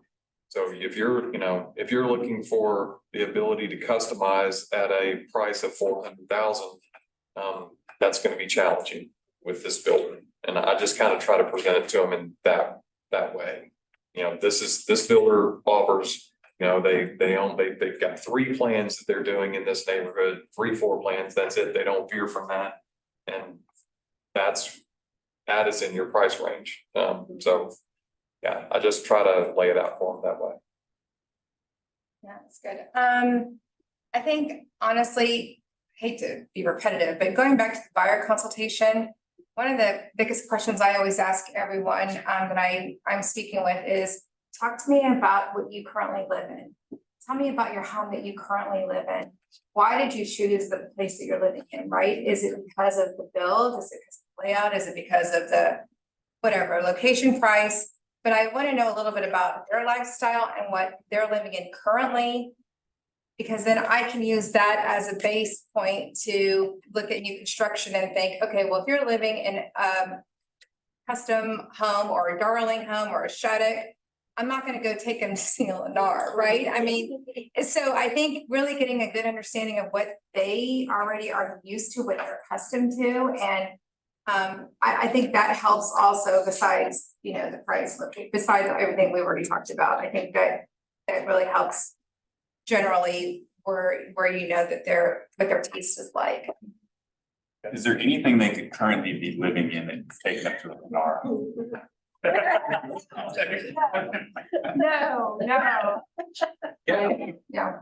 It's got wheels on it. And I don't have a whole lot to add to that. Like, I mean, it's definitely along the line of everything we're talking about, understanding your buyer's needs and their parameters on what they can and can't do, and then guiding them in the right direction so that they're happy. It's an educational process, isn't it? And it's amazing how often they educate themselves as they go through that process. When I tell And they give you credit for helping them do that. Yeah, and I always use kind of a line of like, hey, when we first start, and we just gotta get started. It's a journey, a destination, and the path usually illuminates itself along the way. We may start tacking this way, and I'm listening to you and you keep talking about, you know, this feature that you didn't talk about before. Right. I can't tell you how many people that don't want a pool that we end up buying a house that's With a pool, Look at that, right. send me all the Happened pools. this week, Yep, yeah. so I think it's, asking questions, listening, and then advice. Okay, so question 7, you have a successful transaction. Are you making use of that relationship, that builder sales rep, to get business? Oh, no, What do you mean? You're making use of the state of the? builder sales rep Uh-huh. has buyers without agents show up every day. Oh, And a good builder sales rep, a good relationship, they're gonna refer those buyers off to you. Mhm. And that's a huge untapped market. So are you doing that? Are you making use of that it is. at all? I have. Yes, Has it worked out at some I point have, for you? it actually has, yes, there's a guy named Ernie, he used to work for a builder that started with a B. And he no longer works and works with another builder, but when he was working with the builder with a B. He actually, our first transaction went so well, and we built rapport or whatever, and so he also gave me another buyer that was looking in that community who didn't have an agent. I since helped them, they ended up not buying in his own community, but yes, it has happened, and yeah, that's why building. like See how this could be an this- intentional thing? Mhm. Yes. Because I mean, it really is untapped. I mean, that's one thing Chris Jackson talks about. Yeah. As he retired, he says, you know, I can't tell you how often those people just are lost. They go, I mean, you know, and somebody accidentally ends up with them. He says, you know, and he says, I don't have, and he's done a lot of business. He was very successful. He says, I don't have any agents who on a regular basis use me and work me and say, hey, Chris, what have you got that, who should I talk to? And he says, I've got these buyers who I've set a relationship with, who end up not buying one of our houses for a lot of different reasons. But they're gonna buy something. So Chris says, I can't take them to one of the other builders, but an agent who I've established a relationship can do that. Or even if they stay with that builder, they may have a house to sell. Sure. But not even like my guy Ernie, who left a Beezer, and he went with another builder, like I could still, I could go, you know, but I could still call him to this day and say, hey, I know you're over out another area, I've got buyers, you know, what do you, like, I could still call him to this day and he'll invite me to his opening at his new place that he's at. So keeping the rapport and keeping those relationships are always important. Perfect. Now, my final question, giving you that opportunity as you work through it, do you have any important advice? You know, based on all the stuff we've talked about, some important advice to the fine folks here, that if they're gonna work with buyers on new homes, what one good piece of advice do you want to give them? Tricia, what do you want to tell them? Know the builders, like know the product. Before you have to, you are the expert. So when you have a buyer, you are supposed to be the expert. I'm not saying the expert in material, structure, or anything, but you need to know your product, what these builders are presenting. So that it's easier for you to focus and take your buyers where you think it's a good match for them. So I would say, please know them, go, if you don't have any business yet, or if you don't have any business with builders, go and introduce yourself. That's how I started a couple of years ago. I didn't have any business. I just got my license. Then I went into in my neighborhood. I went and see all the builders in my neighborhood. I introduced myself. Hi, I'm Patricia Mianda. I just started in real estate. I'm gonna have a lot of buyers and I want to know where to take them. I didn't have them then. Can you sit with me and explain to me your process? How do you do it? Once I had that relationship, they talk to each other. And then once I start bringing buyers and they'll say, oh, you Patricia, you're in that building. You have few of them because they have a Monday meeting, I guess, where all of them, they meet and they'll start, your name is gonna start popping up. And then that's how you create that relationship. So that'll be my simple advice. Scott? I just always like to start with, if I have somebody telling me they're thinking about new construction, you know, or it's on their radar or whatever, I always just like to run through with them the differences between early on, just the differences between doing new construction and doing a pre-owned home or a resale home. And what that difference is and what the benefits to both are and what some of the challenges are on both sides. I usually start there. I think it's a really good place to start, again, setting expectations on what things look like. And it helps them, I think it helps them with their decision-making process. Christie? Two things. I would say, what you don't know, always ask. And like I said earlier, use our family Plano Legacy Facebook page and ask other agents. Everybody's so helpful here. So if you're not sure of something, always ask. I always tell our new agents on our team to just ask. Don't ever think that any question's a ridiculous question. You won't learn unless you ask somebody your question. And then two, remember, always be the source to the source. I haven't been sued ever, although he called me the other day and I'm like, Bob, please don't tell me something's happened, because he called me and asked me for a It's favor. a complex when I call people. You get a call from Bob, you're not sure. Yeah. But if you remember to always be the source to the source, you also can't go wrong there. Hey, awesome. So I would say after the first part that everyone's talked about the pre-approval and getting to know your client, what they need is tell them, if you know they're new construction people, make sure you tell them if they go out on a weekend without telling you to go pop into a model home, that to register your name with them so that you can negotiate on their behalf.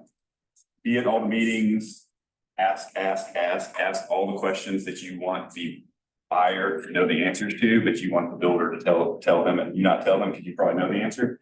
And then build rapport with not only the sales agent, but also the actual builder, because different neighborhoods do it. Sometimes it's real symbiotic. Sometimes you just get handed off to the builder. And if you're calling the sales agent saying, hey, what's going on with this house? They're like, I don't know how to talk to the builder and get back to you if you can go directly to the builder.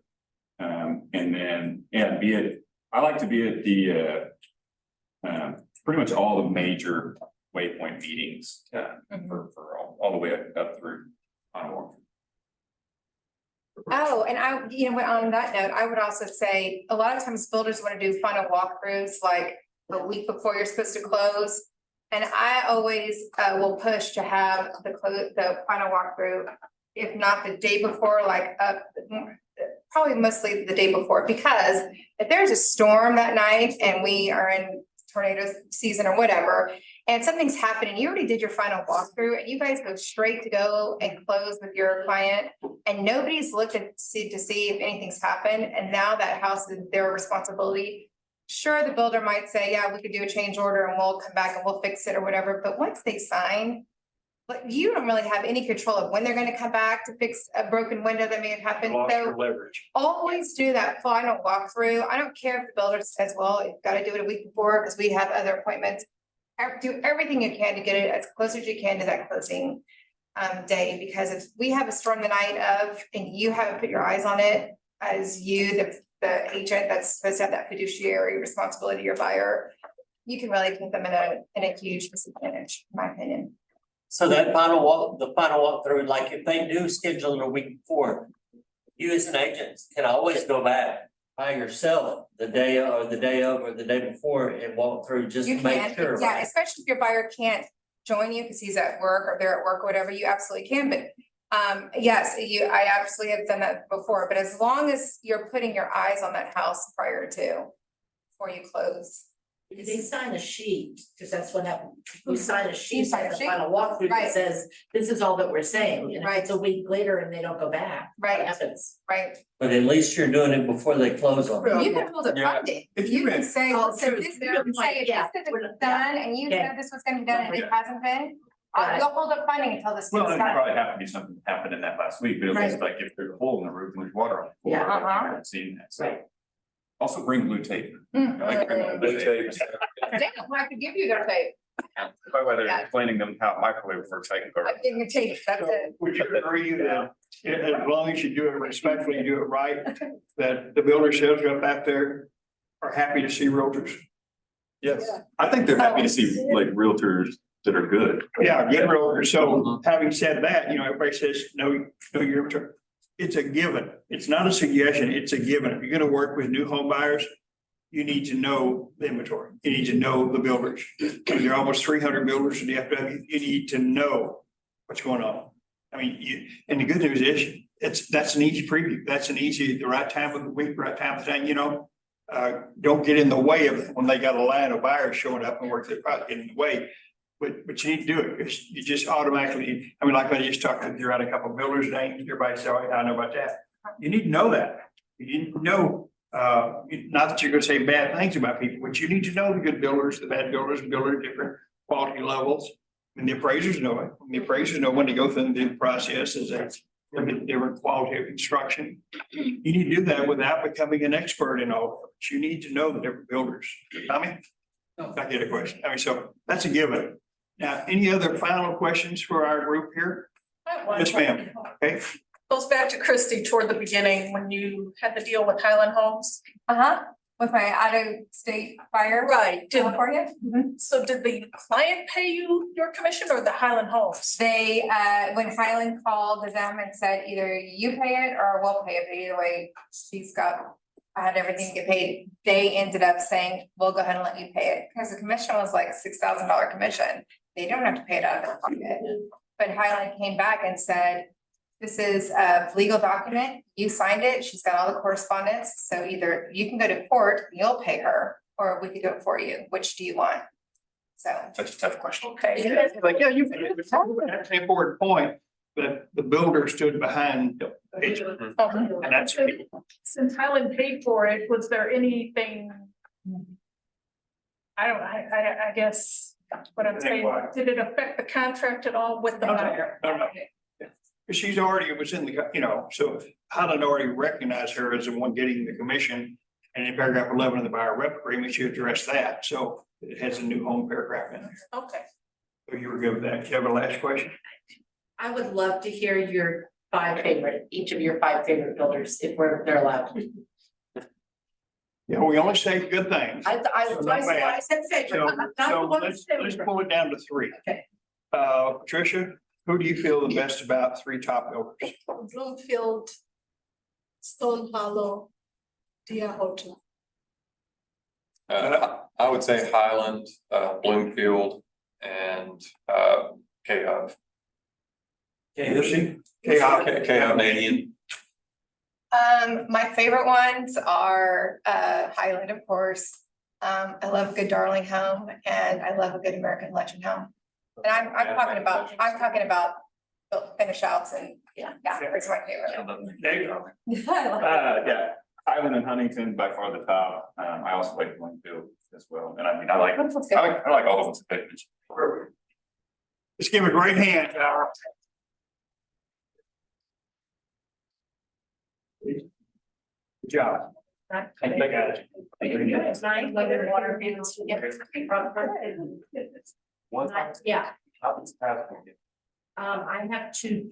I did the open house on Sunday and I found 2 of y'all signs. Can I give them to you? Are they like here? Yeah, they're in my car right outside here. Is that okay with you? That's perfect, yeah. Okay, you want them or?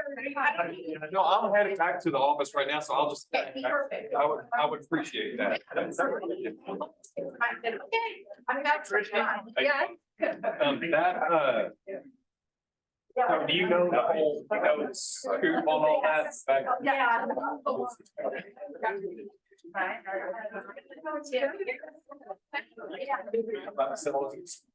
Thank you for sharing your knowledge.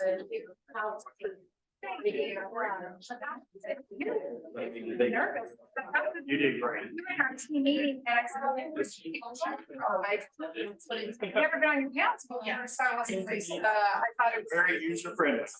Yeah, so this was, but as a guide, I thought I had to go up and answer things. So maybe I'll suggest you for my office. Oh, thank you, did well, thank you, I learned. Thank you. And I made time. Great job. Yeah. Here I know you're right.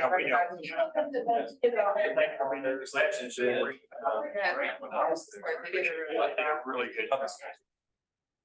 Thank you. I definitely have done that, leverage my relationship. Oh, I tell you, they are a gold mine. Yeah. And it's amazing. When they're Good. Good. But she left, they're good source of business. They were out of town. They were supposed to be back.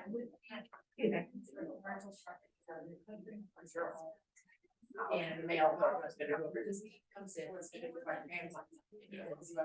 He was very. You know. And I'm like, there by myself was. I said, oh, good. Okay, so you own the property, or you represent you? Yes. Okay, so So you represent the landlord, who's your husband? Okay, so he owns the property. Or lands. That's the property. Oh. Family on a lease. Yeah, The same way you do like. exactly. Except you just blow it from the relationship. And,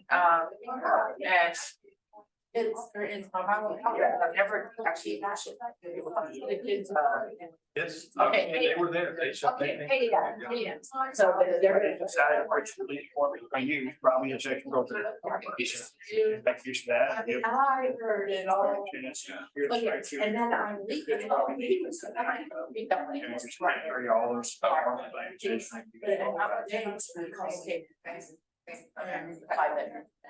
Yeah, and whatever it is, you'll agree to pay, typically 50% of the person's rent to a tenant's agent, if there is, many times it's a lease. She is. There's no agent. I was all about this way Okay. because I just. Keep that on bonds. And you don't have a listing agreement with the owner. And he'll agree to pay you whatever typically, he'll agree to pay you a month's rent. And you'll agree to pay an MLS half or 40% or whatever to the other side. And if there is no other side, then you get paid whatever's in the listing. All right, I just wanted to make sure it's like the same. Yeah, it's the same. Yeah, just add the disclosures. Okay, Very much. well, you're very welcome. How's Thanks for everything being going? here. How's your work? Day at a time, one day at a time. Yes. Thanks for asking. All right, take care.